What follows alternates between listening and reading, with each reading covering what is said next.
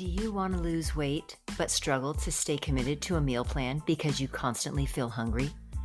Does food provide you comfort when you are bored, angry, lonely, or sad? If so, you are in the right place. My name is Kristen Jones, and I'm a life coach specializing in emotional eating and weight loss, and I'm also a lifelong emotional eater. I want to provide you with information, motivation, and support so you too can learn to manage your issues with food and develop a healthy relationship with yourself. Welcome to the Breakthrough Emotional Eating Podcast.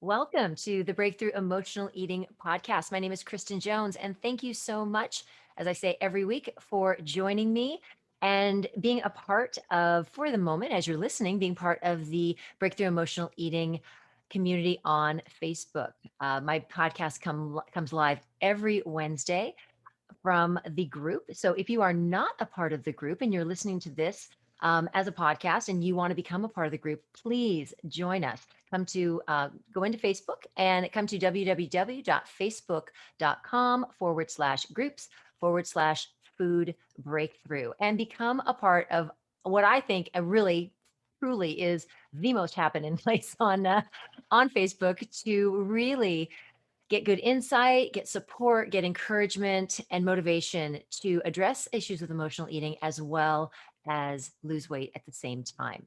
And, I have to say that in the last probably month and a half, the group has grown tremendously, but just the caring and the community that has been created there is just phenomenal. And I'm so honored to be a part of it and to be able to just share what I know and to introduce people to each other and really create a sense of belonging and connectedness that we have within the group. So again, if you are listening on the podcast and you are not a part of um, the group, please come and join us. Now, today is going to be a very different episode than I usually have. And the reason behind that is this is going to be a Q&A session. So I posted in the group earlier today and got a number of questions that that are so spot on, wonderful, great questions that I think many people have in their minds and maybe just didn't have the either have the courage to ask, or it's just maybe you just hadn't thought about it. So I'm going to go through those questions and start to just break them down one by one. So we're going to start off. I just want to jump right into things. So we are going to hit up first with Wendy. This is such a good question, such a good question. And the question is, when you're drinking coffee, does coffee count as a source of water? Because we know we're supposed to drink half of our body weight in ounces in water every day. And does coffee qualify, go into that as a beverage that could classify as being water consumed? And yeah, Wendy, no. So I'm going to give you the answer. It's the straight up answer. Coffee, it's not about caffeine. So I know most people think it. I personally, I don't have any issue. I don't drink coffee personally, but even with clients that are trying to lose weight, if you enjoy drinking coffee, drink coffee. That's fine. It's not the caffeine that you have to be concerned about when it comes to coffee. What is more of a concern and something to think about with coffee? Actually, there's two things. The first one is coffee and the way it's processed.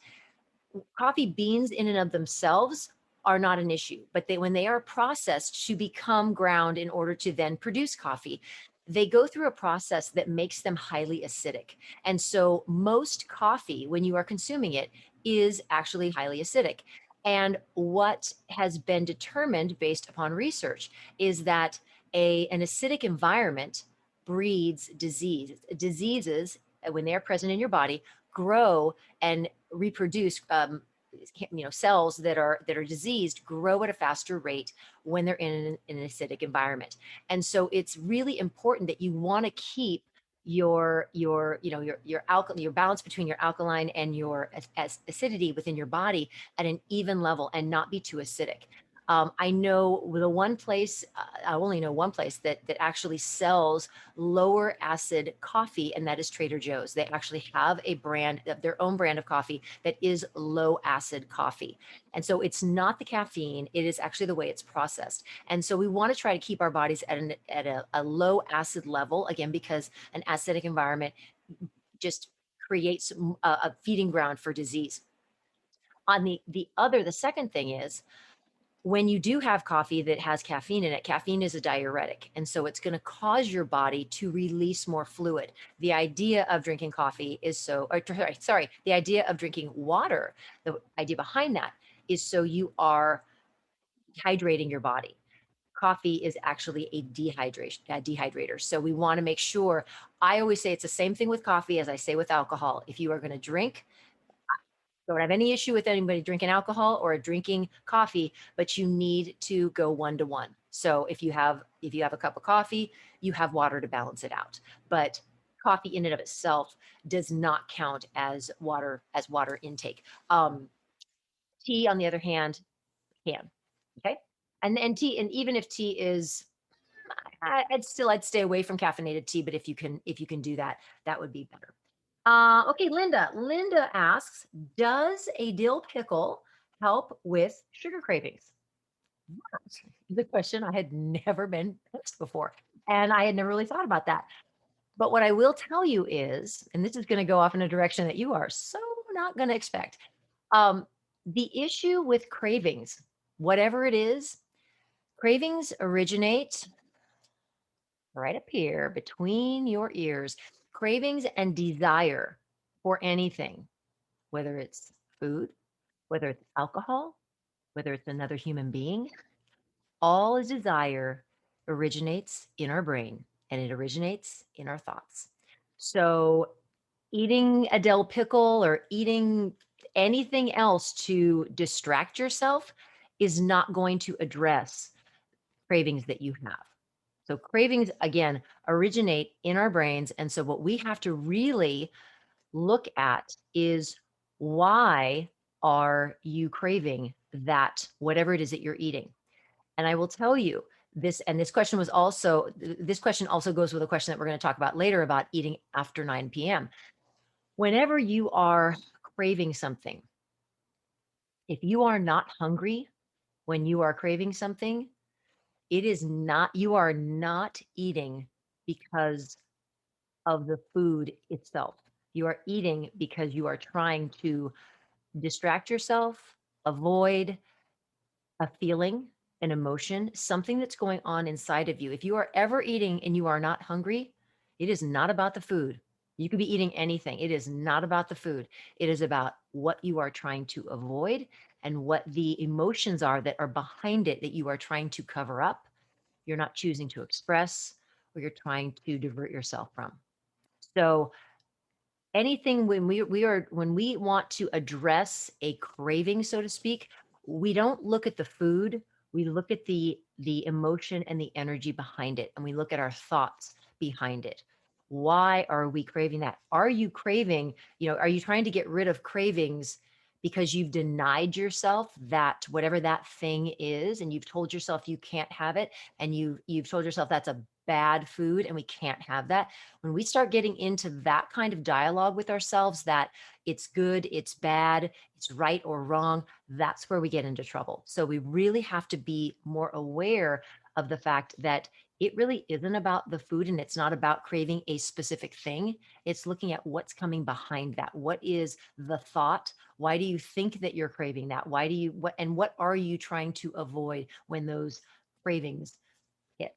Okay, so I'm not sure if that's the answer that you were looking for, but I mean, you can eat a dill pickle. That sounds good, but you're not really dealing it. That would be a temporary fix, and you're not really dealing with what the issue is. All right, and on that line,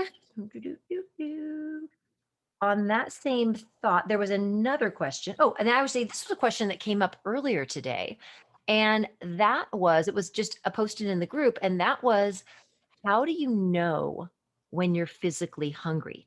So, what I want to address is the difference between physical hunger and emotional hunger. So, physical hunger grows steadily.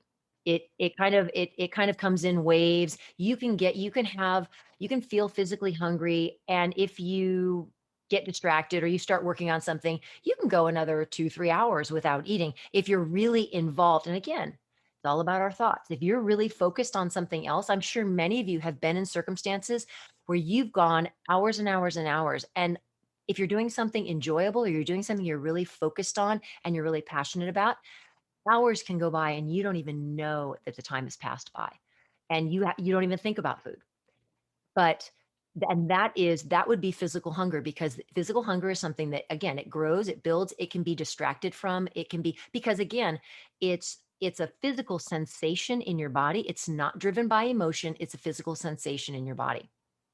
It also can be satisfied with any kind of food, and usually it can be satisfied with something that's reasonable, that you might consider healthy food.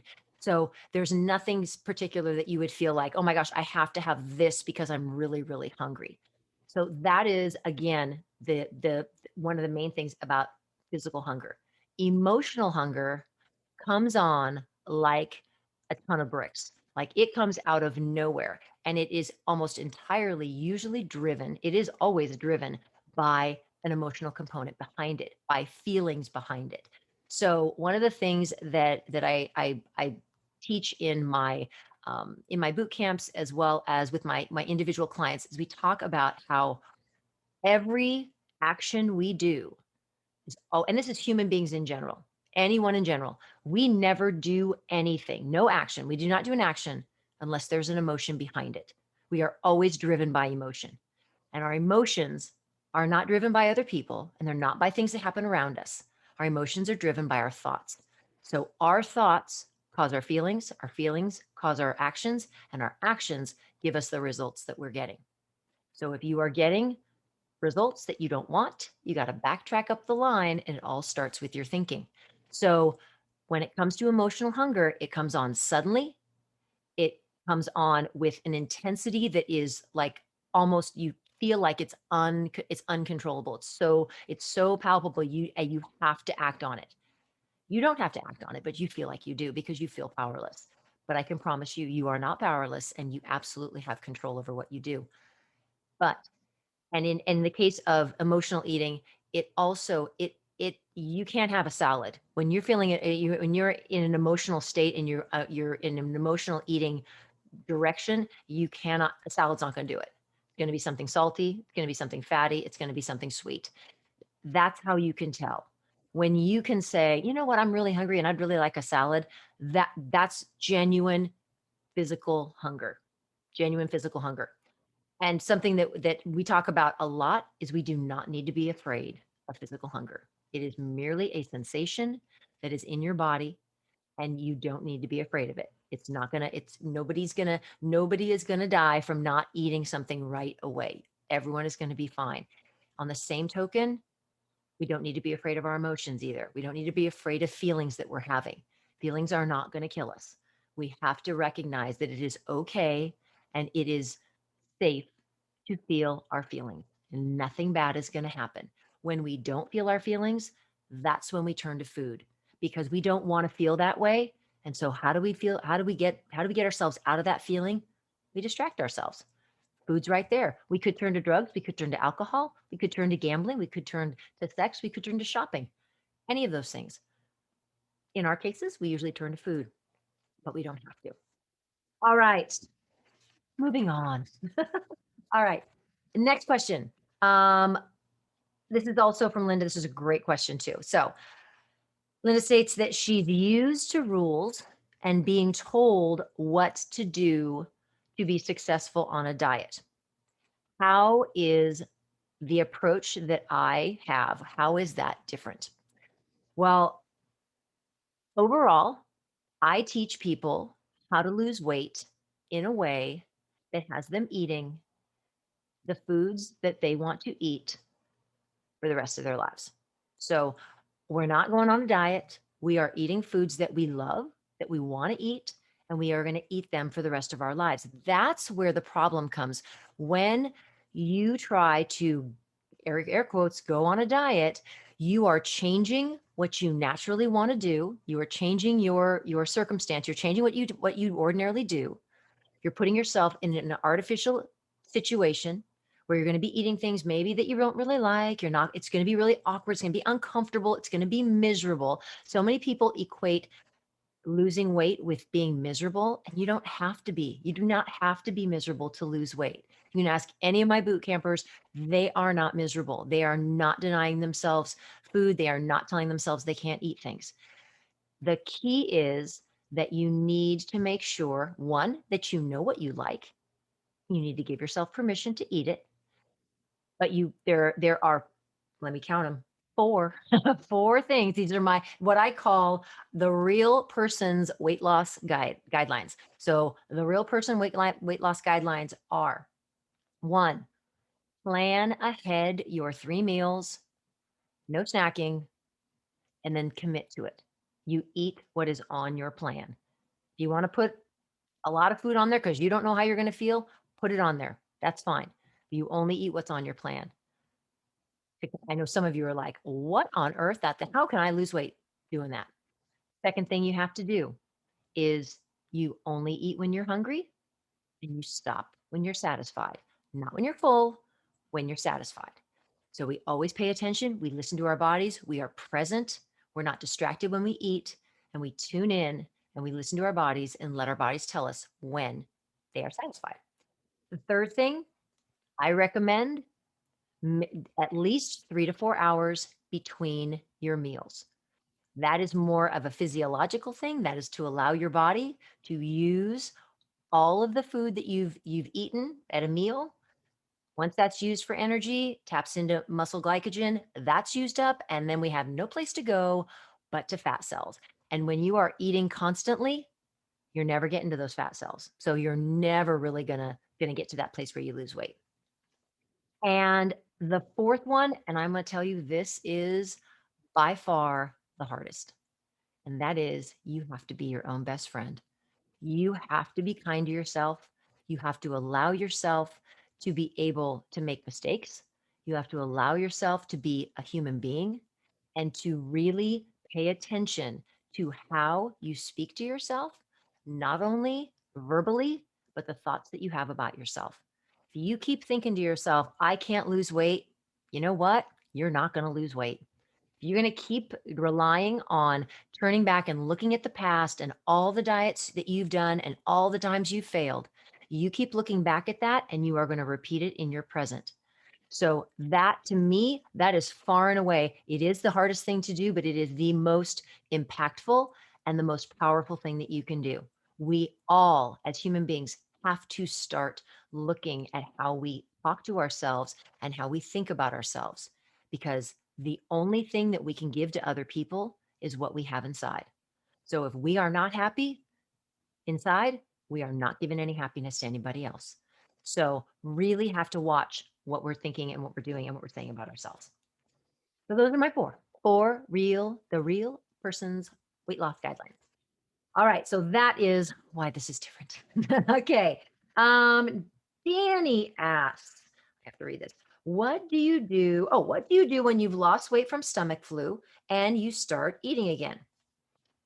Refer to the previous answer.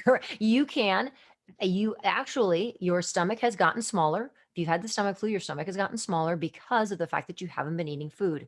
So what we usually have a tendency to do is going back to eating the amounts of food that we ate before we were sick. Start to pay attention to how much food your body needs. You will be shocked at how little food you can get by on and actually be happy. And the reason why you can get by on so little food and totally be satisfied is because you're eating foods that you love, that you enjoy, and that make you feel like you're taking care of yourself. When we are eating foods that we don't want to eat, when we're on a diet, we're feeling deprived, we're feeling restricted, that is a recipe for disaster. We do not feel good about ourselves. We don't feel good about what's happening. We know we feel like we're being punished. And nobody responds well when we are feeling punished. So it's really, really important to make sure that all those things go together, but you have to be eating foods that you love. You will be, As all of you start to do this, you will be really surprised at how little food you can get by on when you really tune in to how much food you need. You'll be surprised at how little food you can get by on. All right, moving on. Karen asks, how do you understand your own emotional issues that may be affecting your eating? So, how do you learn to understand your own emotional issues? So, the first thing you have to do is you have to be present. You can't be living in the past. You can't be living in the future. You've got to be in the moment. You've got to be present with yourself. So, when you start to feel those emotions, you start to feel that desire to eat something, and you find yourself, it's 3 o'clock in the afternoon, you find yourself wandering into the kitchen like, I wonder what's changed in here since the last time I walked in. Let's see if there's new food that's grown. If you're doing that, you have to be present enough to stop yourself and say, okay, I'm not hungry. Why am I doing this? What am I avoiding? What is the thing? What is that thing in the other room? What is that thing that's hanging over me that I don't want to deal with? And I want to become numb and I want to just zone out and eat something because that is better than the feeling that I have right now. We have to start paying attention to our own internal, our own internal guidance and our own internal just emotions and really start to ask ourselves, okay, so what is really going on? Because that is where the answers will come. We have to learn not to be afraid of emotions. We have to learn that it's okay to sit with an emotion. We don't have to act on any emotions. And I'm going to tell you straight up, y'all need to be crying more because that is, if that's what it takes, if that's how you're feeling, then don't pretend.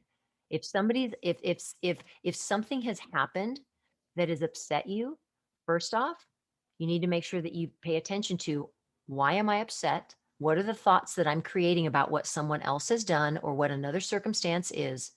And then how can I sit with those feelings? You don't have to act on them. You do have to sit with them. You do have to feel them and process them and allow them to be there and not reach for food and try to distract yourself. So again, getting in touch with those emotions is really about becoming present. I will tell you, it takes practice. It does take practice. And sometimes the first time you're like, you don't even recognize it or you don't even stop it until after the eating has happened. And that's okay. Just even if you're aware and you just are, oh God, that just happened. Why did I do that? Okay, next time I'm going to catch it a little bit earlier. And you might not catch it the earlier next time. And that's okay too. But each time we get better. But please, I have to just, tell everyone, please, please, please don't beat yourself up. That's what most of us have done our entire lives. And look where it's gotten us. If you are beating yourself up and telling yourself that you can't do something or you can't be successful, well, of course, you're not going to be successful because that's all you're telling yourself. We have to be our own best friends. We have to be our own cheerleaders. So please, please, those internal thoughts and those thoughts that are going on in your head are really, really important. I've got to move something here. Sorry about that. Oh, all right, moving on. Let's do this. Oh, Mary. Oh, Mary. This is such a loaded question because I've been getting this a lot lately. How do you buy a journal? Well, I'm going to tell you how you buy a journal. Currently, at this point in time, right now on January 27th, the only way to get the journal that I give to my boot campers is, in fact, being a part of that program. Now, does that mean it's going to be that way forever? No, it might not be. I'm actually thinking, I've had so many conversations and so many people asking me about that I am considering creating something that would be something that people could purchase. I also provide, as all of you know, there are a variety of different renditions and editions of the morning journal entries, the morning daily planners that I have throughout the group. There is one located in the first steps post, which is the post that's pinned at the top of the group. I also have, I think, 2 or 3 different versions of it in the units tab. Actually, the last unit tab that I have down all the way at the bottom is exclusively just for the worksheet. So it's just for one of those worksheets. So please No, go ahead and do that. You also don't need the worksheet. You can just write the questions down and just make up your own. Um, Cheryl Bacon, who's not in my group, but she's not in the boot camp group. She's created her own fabulous template on her computer. She's using that. It's amazing. So please make it what you want. But there's also, I mean, there's also a variety of different versions that are in the group. But again, I will let you know as soon as I have 5 seconds to do that, I will absolutely put that together as well. Okay, moving on. Margot asks, oh, I love this question. Margot asks, how do I stop eating salty or chocolatey things after 9 p.m.? Okay, this is another one where you're going to be like, this is the answer to the question? Really? You're going to be a little surprised about this one. Um, the eating after dinner and eating, again, eating after 9 o'clock, eating after dinner, um, usually you're not hungry. Usually you don't necessarily need food. Um, all of that starts in the morning. And I know that's going to sound hard to believe, but for so many of us, and I'm sure so many people are either late night or like mid-afternoon eaters. I know there is a witching hour between when people get off work and when dinner actually happens. It's that like 4:30 to 6 where you're like trying to cook dinner and you want to eat your arm off. And so you're like, well, let me snack. And then by the time dinner rolls around, you're really not hungry, but it is dinner, so you need to eat it anyway. And then 9 o'clock rolls around and I mean, so you've already snacked then, and then 9 o'clock rolls around and you feel like you're hungry again. And a couple of things. First off, it definitely can be habitual. It definitely can be a habit that you have gotten into, that it's 9 o'clock and we're watching television and it's time to have a snack. And that absolutely is a habit, just as much of as a habit can be obtained. It also can be broken. You can start a habit and you can end a habit. But when I talk about things happening in the morning and what happens in the morning and why we have a tendency to, once you put the kids to bed or once the dishes are done after dinner, all of a sudden you're like, I need a reward. I've had a hard day. And those thoughts are started in the morning. If we can look at our day and what we have in our days. And when I say have, I wanted to make sure that I didn't say what we have to do in our days. That is not the way we want to look at our days. We want to look at our day as, what do I get to do today? Not what do I have to do? What do I get to do? Because as much as, some of you are probably like, oh, I have to go to work. You know what, y'all? You got a job. That's a pretty good thing. We've got to change our perspective and change our outlook and change the way we view what we have in our lives. We are all so blessed. If we're alive, we are blessed. We have something to be grateful for, something to be thankful for in our lives. Every single one of us. If you have a roof over your head, you have something to be thankful for. And so if you're watching this, you have a phone, you have a computer, you have internet, you have the ability to take this and really turn your perspective on your life on its ear. And that will change how you feel when you get to the end of the day. If you feel like, oh, I have to do this, I have to do that, I have to drive the kids to school, I have to go to work, I have to make dinner, oh, all these have tos I have to do, by the end of the day, of course you're going to feel like you deserve like an award, and the award comes in the form of, you know, popcorn smothered in butter or, a big chocolate, ice cream. It's all in how we choose to look at our lives and what we get to do, and not look at it as what we have to do. Because when we feel like we deserve something and we need a reward, that's when we're going to turn to food, and we're going to turn to it because it's going to make us feel better. So we really have to watch those thoughts and those things when it comes to that nighttime eating. I know it sounds so far removed, like how could that possibly impact it? But it absolutely will. But I also want you, again, same thing as I said about the eating. Uh, what was the question? The eating. That the you know the eating, any of our unconscious eating. we have to, oh, the emotional issues. We have to look at, why are we eating when we're really not hungry? And even if we are hungry, do we need the food? If our goal is to lose weight, then we need to think about, okay, so is it okay for me to be hungry? It absolutely needs to be okay for you to be hungry. And if you have issues with being hungry, you need to look at where those issues came from and why you feel that way. And those are absolutely things that we can work through. But it's really coming to that recognition of, okay, if you do have a worry, a concern about hunger, then we got to figure out where that came from. And that's a limiting belief, and we got to change that. So all of those things just kind of layer upon each other. And it's really important that again, being very present, being, very in touch with yourself, and trying and tapping in to your emotions and not being afraid of them. All right. Oh, my favorite. And I have to give a huge shout out to Gina, because you answered this in the group and I loved it. So you're my rock star today. All right. So the question was, how do you stop thinking about food? And how you stop thinking about food is you make a meal plan.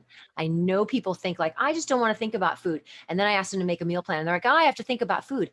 But you're thinking about food and you're making your decisions ahead of time, and you're committing to eating what you put on your meal plan. And then you don't have to think about it again. You're hungry, you get hungry. Okay, this is what I'm eating. It's like, there's no discussion. We don't even have to think about it. We don't even have to get into a discussion of, do I want to have this? Do I want to have that? Oh, is that good? Is that bad? No, we've made a commitment to ourselves. This is what we're eating.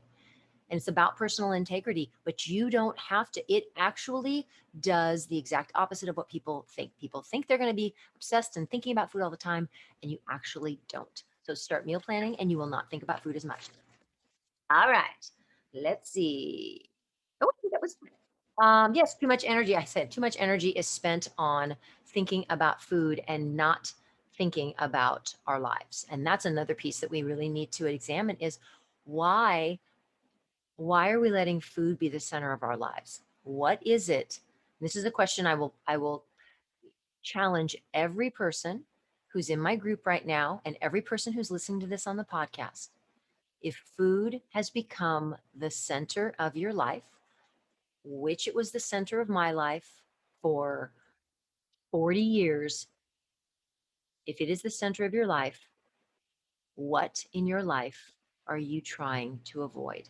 What are you trying not to focus on, to not think about, and to not correct or not address or deal with? That is the bigger question. Okay, so again, thank you for those questions. I absolutely love them. I do want to jump over into the comments and see what we have going on. Let's see. I've got to ignore myself on the screen because I'm at 20-second delay here. So if you have a question, please, I'm going to scroll through through the comments and see if we have any more questions. I got a lot of hellos here. Good to see everybody. Um, let's see. Oh, found a good question here. Okay. All right. So I have a question from Bernadette. Hi, Bernadette. I know you're new. Welcome. I have a hard time putting together a menu, especially for breakfast. I always wake up with a yucky stomach. So that is that is very, very common. So I'm going to ask for two questions for you to consider, Bernadette. One of the questions is, how late are you eating at night? Just as a rule of thumb, it is really recommended that you give your body at least 3 hours before going to bed, not eating anytime before 3 hours prior to going to bed.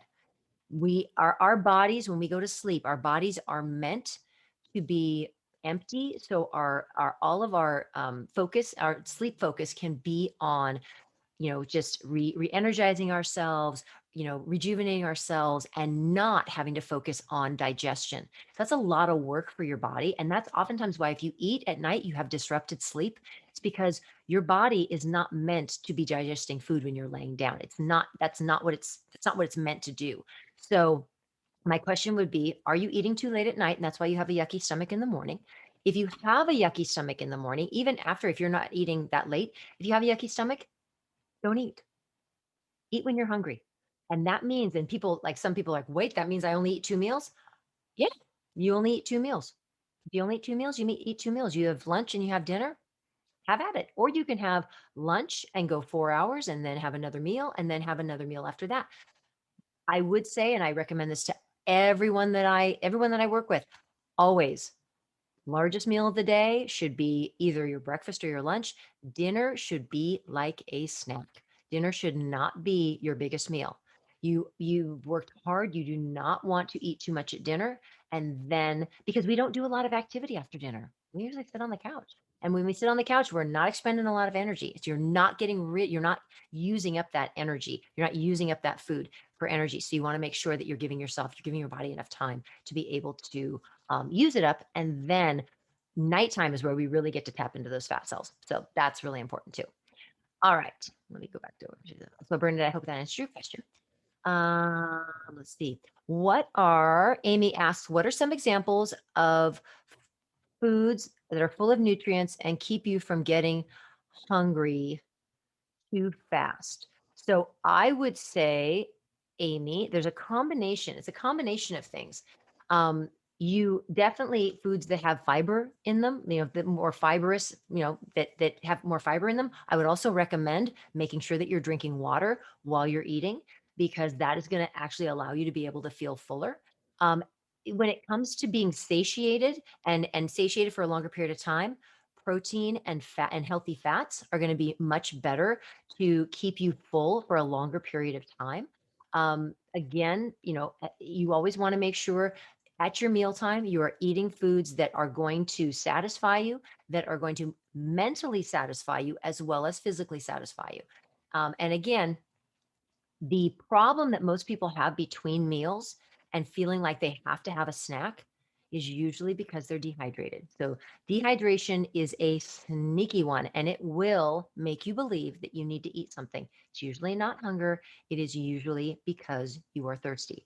So, up your water, and drink in between meals, drink with your meals as well as in between protein and um, healthy fats during your meal that will help satiate you and carry you through.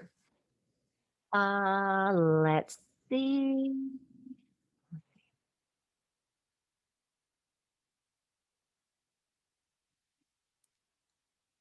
Okay. Let's see. What do you mean stop eating when you're satisfied, physically or mentally? Oh, Julie, that is a great question. Physically. Physically. Means you need to eat slowly, need to tap into really be present, allow enough time for your stomach to send the signal to your brain that you are satisfied. So you really need to, what my recommendation is, this is what I always recommend, is physically divide, or not physically, but I will, like, in my mind, or I split it in half.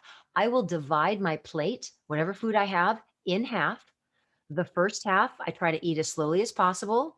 I will totally admit that this is incredibly difficult for me. I eat like I was surrounded by wolves. I was raised by wolves, and we had to eat really quickly. My mom loves that because we did not grow up in. I did not grow up in an environment like that, but I eat so incredibly fast, and so that's something for me that I really have to work on. Half my plate, I eat the first half. I try to eat as slowly as possible. Second half, I allow myself to, it's not that I don't want to eat the second half, but after each bite that I take, I put my fork down and I really think, okay, do I need more food? Could I stop now? Do I want to keep eating? There is nothing wrong. I know this is like blasphemy for some of you. There is nothing wrong with leaving food on your plate. There's nothing wrong with taking your food and packing it up and saving it for yourself. And if you get hungry in 2 hours and you want to eat it, then go for it. That's okay. But it's really important to make sure that you are paying attention. And again, trying to get to that place of being satisfied, not full. We have to teach ourselves. Our bodies know what is best for us, it knows instinctually, but it has lost that. That is something that we had when we were babies. If you want to hear more about this, there's a podcast that I did, um, act like a baby to lose weight. I don't know what number it is off the top of my head, but it absolutely talks and goes into details about how babies instinctually, they're hungry, they cry. When they're full, when they are satisfied and they don't want any more, they push the nipple away. That's it. We are born with that, but we lose that. And so everyone can get that back, but we have to work at it. We got to work to get there. Let's see. Vegan friendly examples, preferably.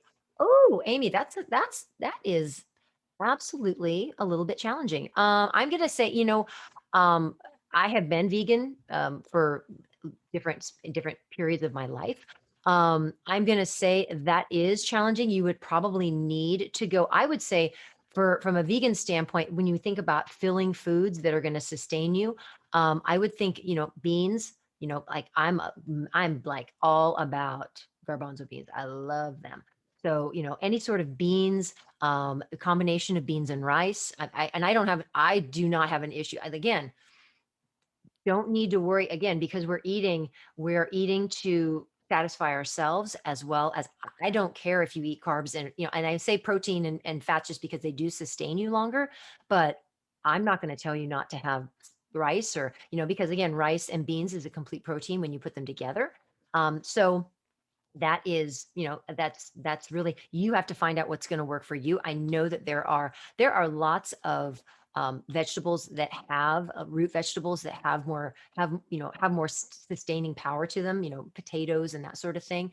um, but again, we're not I don't particularly, and you'll notice this, I don't talk about actual like food. You'll see no listings of food on this in this group. I don't talk about the food. To me is not the issue because that's not the issue.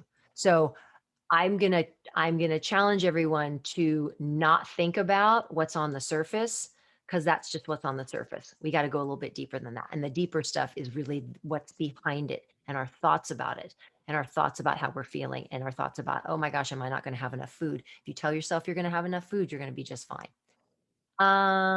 Let's see. Oh, all right. Let's see. Anything else? No, I think we got all the questions. All right. Okay. I think that Billy, you asked a question. Don't you worry, you are not getting enough protein and fiber for your health. Most of the people's plans don't seem to be getting enough food. One of the things that you'll realize, Billy, is that we never, there's never any, I don't ask anyone to put any kind of restriction on how much food they eat. People get to choose what's going to work for them. I am a believer that our bodies will tell us. If I and I just spoke about being vegan. There are times I've been vegan for 2 years. And then like last weekend, my sister was making short ribs and I was like, dang, they smelled so good. And I started eating them. I loved it. I loved it because my body was needing protein. And so I listen to my body. I listen to my body. I listen to what it needs. I don't keep anything from being restricted. I know that my body will tell me what I need, and it will tell me so I can then give it exactly what it's desiring. Our bodies will tell us when it needs protein, when it needs fat. So as long as we're eating in a basic healthy way for us, and that's keeping us satisfied, that's really all that matters. Also, pay attention to your energy levels. If you're not feeling energized, look at the foods that you're eating and then pick foods that you love that you think are going to energize you. And then would be the answer. Okay. So I think we are good with the questions. I just want to make sure I didn't miss anybody's. All right. Oh, here we go. I can't. Wonderful. Wendy says, I can't eat for about 4 hours after I get up, so I don't. And I love that. That's absolutely it. Everybody's individual. If you wake up in the morning and you are hungry, then you eat. If you're not hungry, don't eat. We get too much hung up on, oh, it's 8 o'clock in the morning, it's time to eat, or oh, it's noon, it's time to eat. We need to make sure we are listening to our bodies. Our bodies are so intelligent and it will tell us exactly what we need. Okay. Now, am I hungry? All right. Good. Oh, Amy, that sounds awesome. Okay. Well, thank you so much, podcast listeners, as well as Breakthrough community members. Really appreciate you being here and participating in this Q&A. That was wonderful. I really, really, I enjoy doing this kind of stuff. I love talking about, answering directly questions that the group has, as well as just getting to know each of you a little bit better. That's always really fun for me.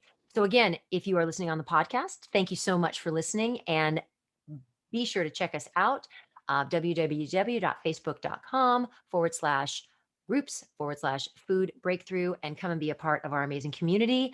And again, every week, Wednesdays, every Wednesday, we record live in the group, 5 o'clock Pacific Standard Time. Podcasts always get released, sometimes a little delay on the releasing a podcast, but you can always find them. And again, thank you so much for being here. And I appreciate all of you, appreciate listeners, and I appreciate members of the group. Thank you so much for being here. And we will see you all later. Have a great rest of your week.